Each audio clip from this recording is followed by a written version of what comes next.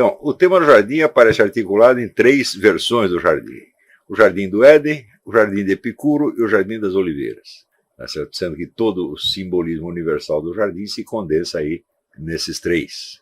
E na passagem de um desses temas para o outro, se condensa também, simbolicamente, todo o processo civilizatório.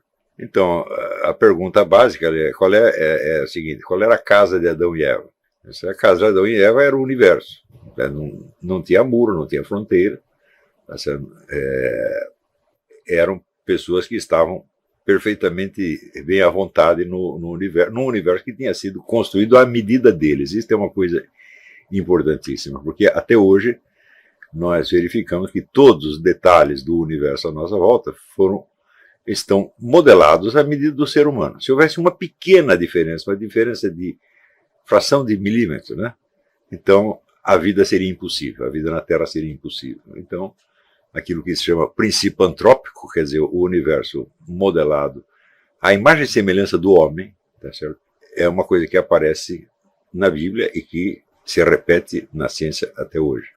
Em seguida, vamos dizer, com a queda, quer dizer, com a ruptura desta unidade, desta harmonia primordial, começa então o processo civilizatório, que é representado precisamente por Caim, o fundador das cidades. Não é isso? E Caim é acompanhado por uma maldição. Não é isso? Onde quer que ele vá, né, as pessoas estão contra ele de algum modo. Não é certo?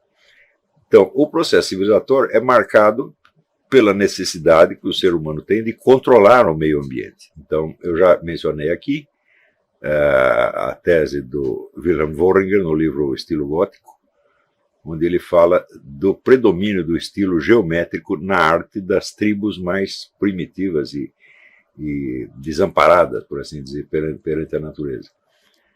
Então, ele explica isso como uma espécie de fuga da complexidade do ambiente natural, complexidade ameaçadora do ambiente natural, para, vamos dizer, um universo mental mais compreensível e acessível, mais dominável pelo ser humano, que é o universo das figuras geométricas. Tá certo? E você só verá surgir um estilo figurativo, naturalista, muito mais tarde, após a fundação das cidades, quando o ser humano já se sente mais seguro, ele tem uma distância em relação ao ambiente natural. Então esse ambiente natural se torna para ele, vamos dizer, um objeto de interesse estético. Antes não era de interesse estético, era de interesse prático apenas. Tá certo? E do interesse prático, vamos dizer, sempre urgente devido à situação permanentemente ameaçadora em que o homem se encontra na floresta. Eu me lembro do grande sertanista brasileiro, Orlando Vilas Boas. Ele dizia: esse pessoal aqui na cidade pensa que índio gosta de mato. O índio tem horror de mato. Né? Só vão para o mato os índios mais experientes profissionais. O resto se cerca ali na tábua e não sai dali porque não é idiota. Inclusive, ele contou a história de 2 meninos que foram para o mato e se perderam. Né? E daí foi a FUNAI, foi a FAB, foi o Exército, todo mundo procurou os meninos, ninguém achou. Daí que tinha um pajé na outra tribo que sabia localizar qualquer coisa. Diz que o pajé chegou lá, reuniu todo mundo na tábua, fez lá a reza dele e disse: quando eu terminar, os meninos vão aparecer aí na porta. E apareceram. Não consigo explicar isso, mas aconteceu. Então, você vai ver que em praticamente toda a tribo indígena, você vê que a tábua tem uma estrutura circular. Tá certo? Quer dizer, e o círculo é evidentemente um símbolo da totalidade. Então, quer dizer, você cria uma pseudo-totalidade que te isola e te protege, quer dizer, da totalidade ilimitada. Você tem uma totalidade limitada dentro de uma ilimitada, né? Evocando o tema do Aperon, do Anaximandro. Todos nós vivemos dentro de uma bolha luminosa cercada de escuridão por todos os lados. Ou seja, um horizonte de conhecimento que está delimitado dentro, vamos dizer, de um horizonte ilimitado de desconhecimento e de ignorância. Então, vamos dizer, esta é a primeira experiência fora do paraíso. Então, vamos dizer, existe um elemento paradisíaco que é a ausência de cercas, a ausência de limites. E onde você observa isso, você vê que tem um eco, tá certo, de um ideal paradisíaco. Aqui nos Estados Unidos você vê muito isso, porque quase todas as casas no ambiente rural não tem cerca. Só põe cerca quando tem um cachorro fujão ou uma vaca, alguma coisa assim. Se não, cavalo, né? Você vê muita cerca para cavalo, mas geralmente separada da casa. A casa mesmo não tem cerca. Então, isso já é, vamos dizer, um ideal arquitetônico que eu creio que ele vem já do tempo da colônia, né, de você ter essa abertura do espaço. Né? Os camaradas que fundaram os Estados Unidos eram refugiados políticos, por assim dizer, era do grupo dos puritanos, que eram os revolucionários, tentaram uma revolução na Inglaterra, se deram muito mal, e começaram a ser perseguidos pela igreja oficial anglicana e vieram para a América em busca de uma terra onde pudessem ter mais liberdade e construir uma vida de acordo com os seus ideais. E o espaço aberto foi um dos elementos, então, fundamentais da civilização americana, porque eles sempre resolviam os problemas históricos, sociais, na base do espaço. Ou seja, surge uma dissensão dentro de uma cidade ou dentro de uma igreja, saia muita briga por motivos teológicos. Eu entendi um versículo assim, você entendeu ao contrário. Então, em vez de se matar, o que eles faziam? Saía o seu grupo dissidente, fazia com aquela aldeia o mesmo que eles tinham feito com relação à Inglaterra. Eles vão embora e fundam outra aldeia onde todo mundo segue a sua seita. Quem não gostava vai embora e funda outra seita. Então, esta abertura do espaço foi para eles uma espécie de reminiscência paradisíaca. Quer dizer, nós estamos aqui num lugar, ninguém precisa ser oprimido, porque se você não gosta da situação aqui, você vai mais para dentro. Até chegar, evidentemente, ao último limite. Daí você encontrou o Oceano Pacífico, falou, agora ferrou, não tem mais para onde ir. Então, em várias cenas do filme apareço eu falando no jardim sobre o simbolismo do jardim, tá certo? E marcando ali duas coisas. Primeiro, a família como foco de resistência à autoridade do Estado, né? E a residência rural como uma defesa contra os perigos do próprio processo civilizatório, né? O processo civilizatório ele é marcado eminentemente pelo controle crescente. Então, vamos dizer, os devotos desse processo acham uma maravilha e dizem assim, o homem tem hoje mais domínio sobre a natureza, etc, etc. Isso é 100% falso. Quer dizer, uns homens têm mais domínio sobre outros homens. E, de fato, os que têm domínio são poucos e os que dominados são muitos. É inevitavelmente assim, né? Quer dizer, o ideal igualitário, ele é uma coisa, evidentemente, só da boca para fora. Você vê, cada sujeito que promete instaurar uma igualdade, ele cria uma desigualdade muito maior. Por quê? A igualdade tem de ser instaurada desde cima. Então, o sujeito que vai instaurar, ele tem que ter um controle muito grande sobre a sociedade. Então, os desníveis de autoridade local, que tem, por exemplo, dentro de uma família, tem um desnível de autoridade. O pai manda mais do que os filhos. Não é normal? O pai e a mãe mandam mais do que os filhos. Né? Então, se você tem uma fazenda, então o dono da fazenda manda mais do que os empregados. Se for escravo, manda menos ainda, coitadinho. Né? Então, o sujeito que de cima promete eliminar todos os desníveis sociais, ele tem que criar um desnível maior ainda, porque ele tem que ter mais poder do que todos aqueles poderosos locais. O processo da história moderna é todo marcado por isso, quer dizer, pela derrubada das autoridades intermediárias por uma autoridade central que se alia ao povo, prometendo mais liberdade, mais prosperidade, etc, etc. E, evidentemente, o resultado é sempre o oposto, sempre inevitavelmente. E até no filme eles ilustraram a coisa muito bem. Na hora que exatamente eu estou falando disso, eles intercalam uma cena do Ivan o Terrível, do seu filme do Eisenstein, que é a história do camarada que fez exatamente isso. Quer dizer, ele se aliou ao povo, né, e aparece o povo todo fazendo uma romaria para o castelo, para apoiar o imperador, e ele destrói, então, a aristocracia, a autoridade intermediária. Destruição das autoridades intermediárias por um poder central é uma das marcas do processo civilizatório universal. Isso não tem exceção. Tá certo? Você vê que na Constituição das Nações Modernas, que é, vamos dizer, também um dos temas do livro, em todas elas o processo foi o mesmo. Como é que se fundou Portugal? Né? Então, o rei, durante a Idade Média, o rei era apenas um primus inter pares, quer dizer, ele era um senhor de terra, como os outros, um pouquinho mais rico do que os outros, cada um com seu exército particular. E o rei de Portugal, Dom Afonso Henriques, inaugura a era das nações modernas, criando, vamos dizer, o primeiro Estado moderno, que foi Portugal. E como é que ele fez isso? É simples, durante a noite ele saltava a janela dos seus vizinhos, cortava-lhes a garganta e dizia, agora tudo isso é meu. E assim foi, de feudo em feudo, tomando tudo. Ele liquidou toda a aristocracia e virou dono de tudo, e daí virou um reino. Tá certo? Então foi o primeiro, vamos dizer, Estado moderno, e o primeiro lugar onde houve efetivamente uma concentração de poder. Este processo, em outras nações, durou séculos. Portugal foi muito rápido, por ser pequenininho, evidentemente, né? Mas ainda no tempo de Luís XIV, que tinha o maior exército da Europa, esse é um exemplo que eu lembro sempre, para aqueles camaradas que acreditam que a história da liberdade crescente, outro tema do livro e tema do filme também, né? O Benedetto Croce falava a história como história da liberdade. Mas é exatamente o contrário, a história como história do controle, a história como história da tirania, né? A história como história da autoridade, né?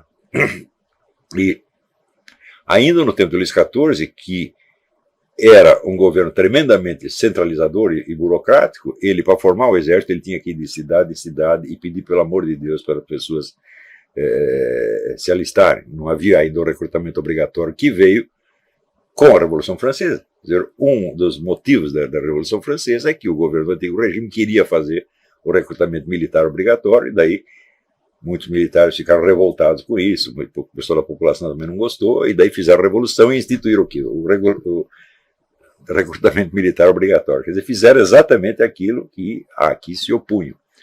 E isto, vamos dizer, é uma constante na história moderna, né? É como está no livro do Bertrand de Jouvenel, do poder, história natural do seu crescimento, onde ele mostra que aconteça o que acontecer, e pouco importa quem está no poder, o poder do Estado sempre aumenta, sempre. Seja por meios ditatoriais, seja por meios democráticos. Isso as pessoas têm que entender, né? Os idólatras da democracia não entendem as limitações da democracia, e a democracia se constitui das suas limitações.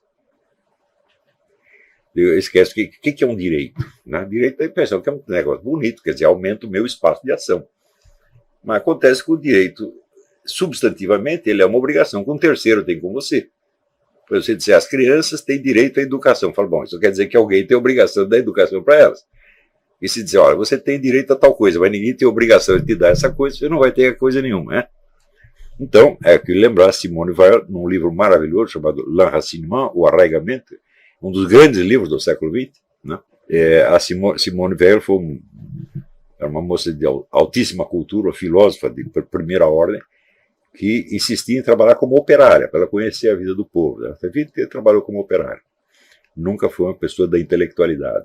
E também era uma pessoa toda extravagante, uma pessoa que se converteu à Igreja Católica, mas nunca se batizou. Ela era judia de origem, se converteu à Igreja Católica, mas não deu tempo de batizar. Então, era católica do B. Então, a Simone Weil, que foi a primeira autora que entendeu realmente o que é a natureza do direito como obrigação no terceiro, né? Então, cada vez que você proclama um direito, alguém tem que assegurar que os terceiros cumpram a obrigação. Então você precisa de novos tribunais especializados, novas repartições, novas leis, novas multas, etc. Haja o que houver, o poder do Estado vai crescer. Cada direitinho que você criar um direito do seu cachorro, tá certo? O Estado vai crescer. E ele sempre vai crescer muito mais do que a área de ação que os novos direitos prometem aos seus pretensos beneficiários. Isso é inevitável. Então, é claro que existem duas maneiras de você crescer o poder do Estado, uma pela via tirânica. Você cria uma revolução, um golpe de Estado, toma o poder, bota todos os seus inimigos na cadeia, baixa lá uns controles draconianos. Esta é a maneira mais óbvia, mas existe a maneira democrática, que é prometer direitos para todo mundo e vai expandindo. E não adianta esse pessoal liberal falar, vamos enxugar o Estado. O que é enxugar o Estado? Nós vamos privatizar certas áreas. Eu digo, bom, privatização tem um limite natural, que é o limite da própria natureza do Estado, quer dizer, a função do Estado, vamos dizer, de defesa territorial, defesa contra inimigos internos e externos. Se você privatizar isto, a empresa que recebeu, ela se torna o Estado. Então, privatizar vira apenas um flatus vocis, não quer dizer absolutamente nada. Tem gente que diz, não, nós precisamos privatizar o exército, precisamos privatizar a polícia, privatizar tudo. Bom, privatiza tudo, a empresa que pegar será ela o Estado, e simplesmente mudou de nome. Enquanto Karl Marx diz, não, nós vamos eliminar o Estado através da Revolução Socialista. Seja pelo meio liberal, pelo meio socialista, você vai chegar na mesmíssima coisa. E como é a eliminação do Estado na perspectiva comunista? É o seguinte, primeiro o Estado se apropria de tudo. Ele é o dono de todas as propriedades, todos os meios de produção, etc, etc. Então, daí como tudo virou Estado, não existe mais o Estado como entidade distinta da sociedade. Ele é a própria sociedade. Não porque ele se eliminou, mas porque ele engoliu a sociedade. Tá certo? Então, é claro que a eliminação do Estado na perspectiva comunista é apenas uma bolha de sabão, não existe, é um jogo verbal, é uma piada, na verdade. Né? Então, pelo meio liberal, você pode privatizar certas áreas, sobretudo aquelas que têm importância econômica. E, vamos dizer, a conveniência das privatizações, nesse caso, está mais do que comprovada. Porém, você acha que o Estado, vamos dizer, ao se desfazer de certas empresas, por exemplo, que não estão dando lucro, etc., você acha que ele vai aceitar a diminuição do seu poder? Não, ele vai compensar esta perda de autoridade na área econômica com expansão em outras áreas. Por exemplo, agora nós temos mais progresso, a economia está progredindo, então nós precisamos de dar mais educação às pessoas. Né? Então, vem mais projetos para ampliar o controle do Estado sobre a educação. E assim por diante. E os novos direitos, né? Direito da mulher, direito dos negros, direito dos gays, direito de todo mundo. Tá certo? Isso aí a administração vai aumentando, aumentando, aumentando, e os controles vão aumentando. Também, se você privatiza, isso significa, quer dizer, atividades econômicas que estavam na mão do Estado passam para empresas privadas, mas, é claro, essas empresas vão ter que estar sujeitas a alguma regulamentação. Por exemplo, regulamentação fiscal. Então, a regulamentação fiscal vai crescendo, crescendo, crescendo, para dar conta da complexidade econômica cada vez maior criada pelas privatizações. Então, quer dizer, você tem mais agentes, né, atuando na economia, não menos, se multiplicou o número de agentes, então, claro, a regulamentação e a fiscalização se tornam muito mais complexas. Então, teve um advogado que juntou toda a legislação fiscal no Brasil, deu um livro do tamanho deste quarto aqui. Né? Então, um cara me informou, você sabe quantas leis regulam só o orçamento brasileiro? Isso aqui foi mais de 10 anos atrás. Você tem 5.000 e não sei quantas leis. Eu falo, mas quem é que conhece essas 5.000 leis? Então, é uma situação na qual aquele princípio de que ninguém pode alegar ignorância da lei fica totalmente inválido, porque, na verdade, ninguém pode alegar conhecimento da lei. Né? Então, cria a situação na qual todo mundo está fora da lei. Todo mundo estando fora da lei, todo mundo é punível, em princípio. Então, quem domina o Estado escolhe quem ele vai punir e não pune os outros porque não interessa. Então, essa é a situação real de qualquer democracia no mundo. Então, pela via ditatorial ou pela via democrática, o poder do Estado aumenta. E até hoje, ninguém sabe um meio de contrabalançar isso aí. E, em geral, você vê que os teóricos da política não estão interessados nisso, porque eles acreditam no mito da democracia como uma coisa que é fundamento de si mesmo. Quer dizer, basta você aumentar o número de direitos, vai ficar tudo maravilhoso. O Norberto Bobbio acredita nisso. Né? Quanta gente não acredita? Todo mundo fala ampliar os direitos, eles são absolutamente loucos. Então, quanto mais amplia os direitos, mais nós perdemos possibilidades reais de ação, perdemos direitos, na verdade. Né? Então, o processo civilizatório inteiro é marcado pela evolução do controle. E os meios de controle se tornam cada vez mais incontroláveis, porque eles crescem de maneira avassaladora. Então, por exemplo, você imagina como que um Luís XIV exercia a sua autoridade. Ele assinava um decreto, então tinha que mandar emissários para todo o país a cavalo, né, levando cópias do decreto. Eu digo, como é que você vai fiscalizar os caras? O cumprimento, né? Vai ter que mandar outros emissários. Então o negócio era enormemente complicado, e por isso, mesmo às vésperas da Revolução, a França era um emaranhado de legislações locais absolutamente irredutível a qualquer unidade. Era o caos legal total. Cada cidade tinha suas próprias unidades de medida. Então você saía aqui levando 3 quilos de feijão para vender ali, chegava lá, o peso já era diferente, o preço já era diferente, o imposto era diferente, e assim por diante. E isto no antigo regime, que era tremendamente centralizador em comparação com o tempo do feudalismo. Né? E quando veio a Revolução, é claro, centraliza mais ainda, tentando eliminar essas diferenças locais. Né? Eu vi outro dia um vídeo muito interessante de uma senhora que sobreviveu do Holocausto, contando o que se passou na Áustria, onde ela nasceu. Ela disse, olha, esses camaradas, esses nazistas, eles chegaram começando com essa ideia de centralizar tudo e estatizar tudo. Então nós tínhamos, por exemplo, 66 distritos diferentes. Eles reduziram para 15. Então isso quer dizer que as diferenças regionais foram absolutamente apagadas e tudo cai para o controle do governo central. Então ela entendeu, falou, isso é evidentemente, o que era isso? Isso era socialismo, era o que eles estavam fazendo. Até outro dia eu botei uma notinha no Facebook dizendo, nos anos 30, a Europa inteira sabia que o nazismo era um socialismo. Todo mundo sabia. Você vê, até citei o livro do Rio La Rochelle, Socialismo Fascista. É um livro de propaganda do socialismo fascista. E o livro do Werner Sombart, O Socialismo Alemão. Também um livro. O Sombart, naquela época, ele era favorável a esse tipo de socialismo. Então,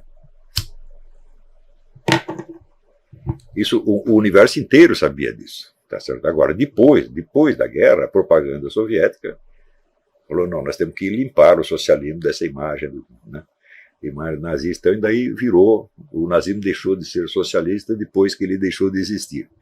E o pessoal acredita nessa pataquada até hoje, é um negócio impressionante. Então,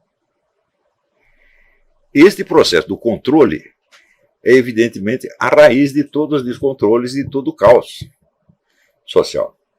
Você vê que onde quer que você encontre uma sociedade, vamos dizer, regularmente, assim, medianamente ou mediocremente equilibrada e pacífica, é onde os controles são menos drásticos e onde você aceita um coeficiente de caos regional inevitável. Tá certo? Você vê que até hoje, como é que chama as divisões regionais aqui? São os condados. O que é o condado? São os domínios pessoais de um conde. Não tem conde nenhum, mas continua chamando condado. Quer dizer, um remanescente de uma antiga administração regional que tinha uma tremenda autonomia. Quando houve aqui a Guerra da Independência, e os caras conseguiram expulsar os ingleses, então daí surgiu o problema, que sistema de governo nós vamos ter? Tinha muita gente que achava que não precisava ter governo nenhum.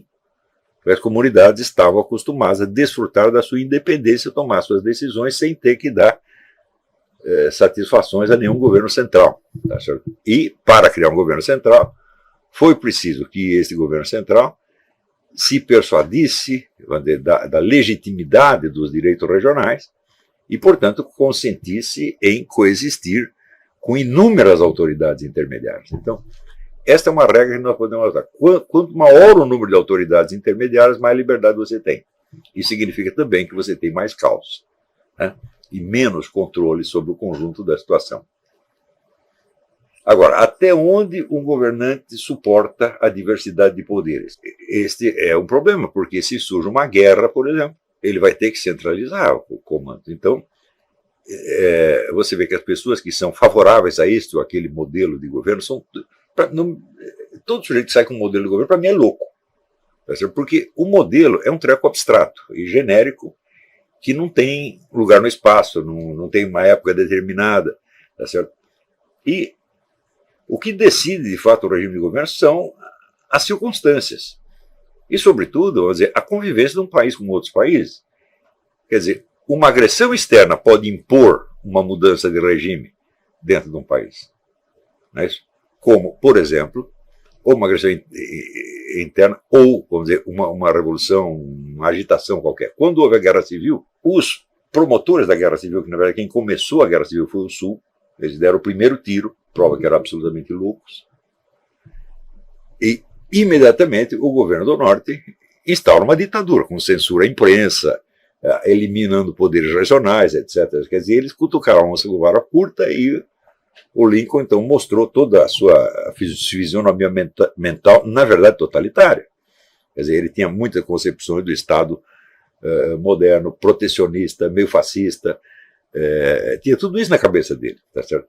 E ele estava lá quietinho no canto dele, os caras foram provocar, daí que ele aproveitou para impor todos os controles que ele queria, tá certo? E, inclusive, o negócio da libertação dos escravos, essa ideia apareceu tardiamente na cabeça dele. Existem 10 ou 15 declarações do Lincoln no seguinte sentido: não fizemos a guerra para libertar os escravos. Ponto final. Ele disse isso 20 vezes. Tardiamente ele percebeu que isso podia ser uma boa propaganda. Então proibiu os plantadores do sul de ter escravo, mas continua deixando que tivesse escravo no norte. Então, todo você verá, uma reivindicação de autonomia regional provoca uma autoridade central que daí aproveita para impor a sua autoridade centralizadora. Tudo isso pode acontecer. Então, o que é dentro do seu modelo? Você é a favor disso ou a favor daquilo? Não importa o que você é a favor, importa o que dá para fazer. Entendeu? Então, você vê, o governo Fernando Henrique no Brasil não foi o governo privatizador, e foi o governo que mais centralizou, por exemplo, o controle estatal sobre a educação. Então, aqui nos Estados Unidos, mesma coisa, o Clinton privatizou um monte de coisa, mas começou com todas essas legislações de proteger direito desse, direito daquele, e com isso o Estado vai crescendo, crescendo, crescendo. Então, na verdade, este é o tema central do filme. Quer dizer, o contraste entre a liberdade primordial, tá certo, e a tragédia do processo civilizatório, né, do qual, vamos dizer, algumas pessoas privilegiadas conseguem, vamos dizer, se preservar precariamente, tá certo, fugindo, né, como está numa profecia, eu não lembro que santo do século XIII, disse, a partir do século XX os cristãos vão fugir para a solidão do ermo. Né? Então, nós fugimos para a solidão do ermo, fomos morar lá no meio do mato, e nos sentimos muito bem. Ali, o máximo perigo que tinha era um carrapato, uma coisa assim. Não que o carrapato seja um inimigo desprezível, eu sei que não é. Mas eu prefiro o carrapato a qualquer fiscal do imposto de renda, evidentemente, do FBI, etc, etc.